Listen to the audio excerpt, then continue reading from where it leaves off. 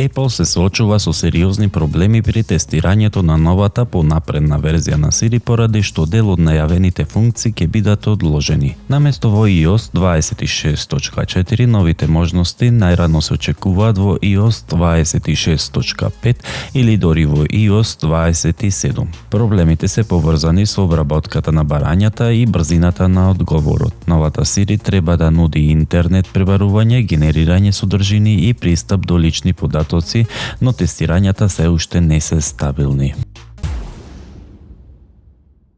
Европската Унија одлучи да ослободи од казнени царини еден електричен модел на Volkswagen произведен во Кина, моделот Tavascan, кој станува првиот автомобил одобрен според новиот механизам на Европската Унија за смирување на трговските тензии. Одлуката е донесена на 9 февруари и објавена во службениот весник на Унијата. Па сега електричните возила од Кина беа оптоварени со дополнителни 20,7% царина покрај редовните 10%. Ослободувањето ќе ја зголеми добивката на компанијата и се очекува да им помогне и на други производители, вклучувајќи и кинески марки кои извезуваат во Европа.